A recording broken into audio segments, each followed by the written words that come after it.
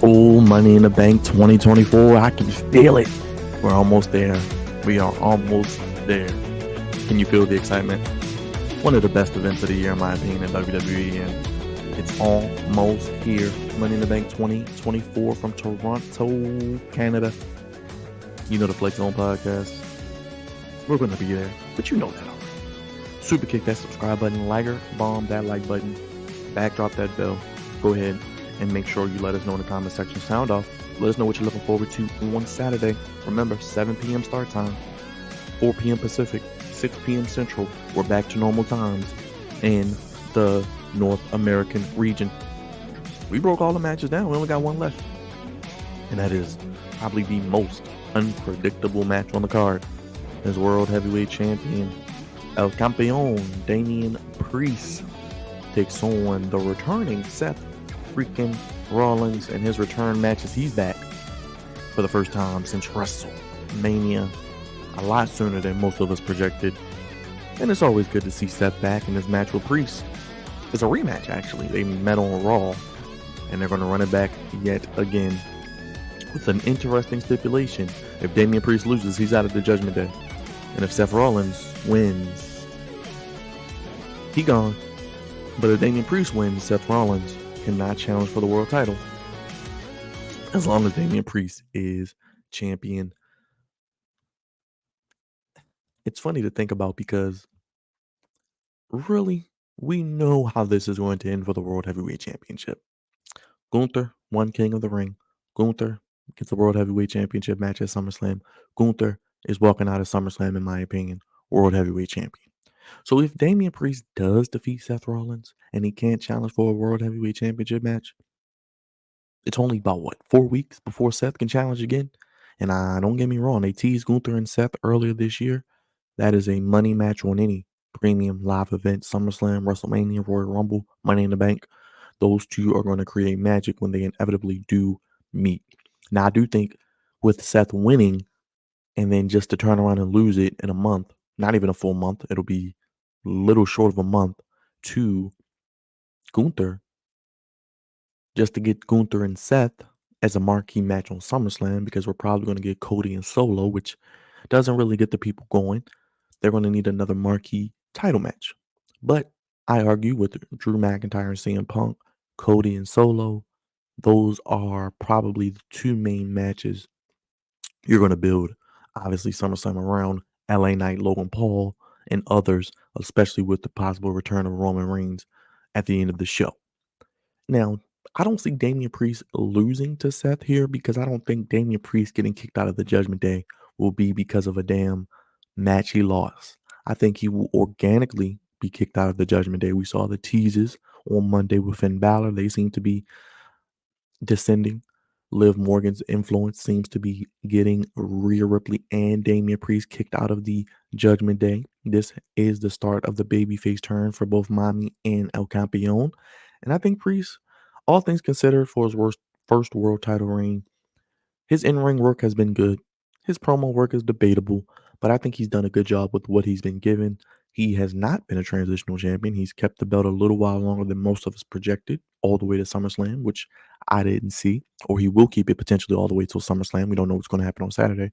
And honestly, I'm here. I'm a Damian Priest fan. I think he does a good job with what he has, and I'm intrigued to see how they book him as a babyface. I think Rhea Ripley is good no matter what she is, but it'll be interesting to see what they do with Damian Priest the rest of the year, because I thought they could be heading towards Damian Priest and Finn Balor at SummerSlam, but I think they're going to hold off on that. I keep going back to it. We got Bash at Berlin and we got Bad Blood coming up. Priest and Finn Balor. Randy Orton, Cody Rhodes, CM Punk, Drew McIntyre, Liv Morgan, Rhea Ripley. Those are potentially 4 big feuds that you could have heading into Bad Blood and the Royal Rumble WrestleMania season. So let's see how they book in and where they decide to put those matches, because I think that's where we're headed the rest of the year and into 2025. Like I said, I think Seth is back to put over Priest. I think he's back to, kind of like we saw with Swerve Strickland and Will Ospreay in AEW, to solidify Priest's title run. If Priest has on his resume, he beat Seth Rollins, former world champion, Drew McIntyre, former world champion. Those are 2 big wins And you can throw in a Jey Uso win at Backlash. Those are some big wins to really hang your hat on and really give you some validity to your title run, especially your first world title run on the big stage for Damian Priest. Now, I know Priest said he wants to do it on his own. I know we're not going to get supposedly any Judgment Day interference, but we may see Liv Morgan, may see Finn Bálor, we may see Dominic Mysterio, we may see a combination of all three where they literally come out and try to influence the decision of this match. I do think that could eventually work in Seth Rollins' favor, where he could eventually get the upper hand. And I do think it could be a situation where Priest looks like the odds are stacked against him. But the wild card, remember, I do have Drew McIntyre winning the Money in the Bank briefcase. He said he's going to cash in the same night. We're going to probably run through the briefcase on that night for the men, thankfully not for the women.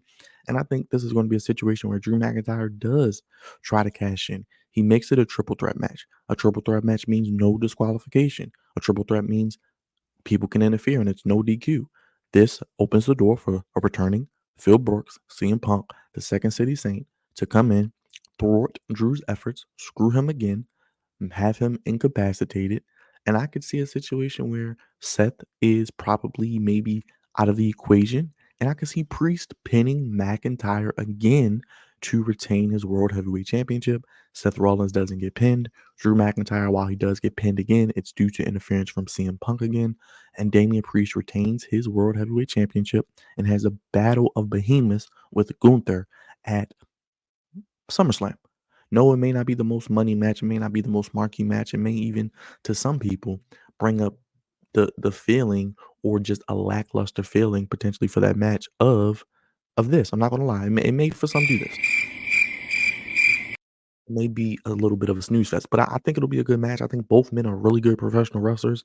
I don't know how the promo battles are going to be. I don't know how the build is going to be, but we only got 3 or 4 weeks, so it don't have to be that long. But they're going to chop. They're gonna slam each other, and it's going to be a hoss fight. And Gunther is walking out the world heavyweight champion. But with that being said, I think Priest retains here. Seth doesn't get pinned. Drew tries to cash in, gets screwed by CM Punk. This will be your main event, in my opinion, thus allowing Damian Priest to pin Drew McIntyre yet again to retain his World Heavyweight Championship, Judgment Day, and I think inevitably Liv Morgan eventually caused Priest at SummerSlam, thus leading to that feud spawning off of that. But I want to hear from you, Flex Zone family. I want to hear from you, my wonderful wrestling fans. What do you guys think will happen tonight or tomorrow night, excuse me, for Money in the Bank 2024 from Toronto, Ontario, Canada, 7 p.m. start time, 4 p.m. Pacific, 1 p.m. Not 1 p.m. What am I? I'm so used to 1 p.m. start. 4 p.m. Pacific, 7 p.m. Eastern, 6 p.m. Central. You made it this far in the video. You might as well laugh with me. But I appreciate you guys. Super kick that subscribe button. Like a bomb that like button. Backdrop that bell. It's the Flex Zone Podcast. Only place giving you your wrestling content and sports how you want it when you need it. God's favorite host. Getting ready to sign off. All the predictions are up. Check them out. Sound off in the comment section. Leave us a thumbs up. It costs you nothing. It lets YouTube know you love this content and get it out to others so they can also be a part of the Flex Zone family. I'm done. That's all the predictions I got. We got the Paul Levesque special, 5 matches. We'll be there for 3 hours. We'll be done by 10:30 p.m. Eastern. And you still have the rest of your night.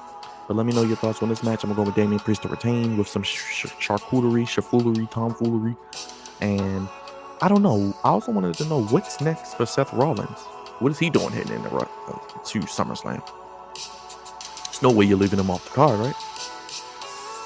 Because if he does lose, what is he doing at SummerSlam? Let's sound off in the comment section. Let me know. We can talk about that in the days and weeks to come as we head towards SummerSlam right after Money in the Bank.